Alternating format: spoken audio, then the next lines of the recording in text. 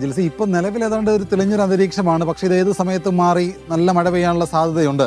കാരണം വേനൽ മഴ ലഭിക്കേണ്ട മഴയൊക്കെ ലഭിച്ചു. ഇനിയിപ്പോൾ വേനൽ മഴയ്ക്ക് കുറച്ച് വിശ്രമമാകാം, കാലവർഷം വന്നോട്ടെ എന്നുള്ളതാണ് എല്ലാവരും പറയുന്നത്. കാരണം കഴുകിയിട്ട തുണി പോലും ഉണങ്ങാത്ത സാഹചര്യമുണ്ട്. അപ്പോൾ എന്തായാലും ഇന്നിപ്പോൾ സംസ്ഥാനത്ത് 3 ജില്ലകളിലാണ് ഓറഞ്ച് അലേർട്ട് പ്രഖ്യാപിച്ചിരിക്കുന്നത്. പത്തനംതിട്ട, കോട്ടയം, ഇടുക്കി ജില്ലകളിൽ ഓറഞ്ച് അലേർട്ടാണ്. തിരുവനന്തപുരം, കൊല്ലം, ആലപ്പുഴ തുടങ്ങിയ 6 ജില്ലകളിൽ യെല്ലോ അലേർട്ടുമുണ്ട്. എന്തായാലും സംസ്ഥാനത്ത് ഒറ്റപ്പെട്ട ശക്തമായിട്ടുള്ള മഴ പെയ്യുമെന്ന് തന്നെയാണ് കാലാവസ്ഥാ നിരീക്ഷണ കേന്ദ്രത്തിന്റെ അറിയിപ്പിൽ പറയുകയും ചെയ്യുന്നത്. അതിനനുസരിച്ചുള്ള ജാഗ്രതയും വേണമെന്ന് ദുരന്ത നിവാരണ അതോറിറ്റിയും ബന്ധപ്പെട്ട വകുപ്പുകളും അറിയിക്കുന്നുണ്ട്. ശക്തമായ കാറ്റിനും സാധ്യതയുണ്ട്.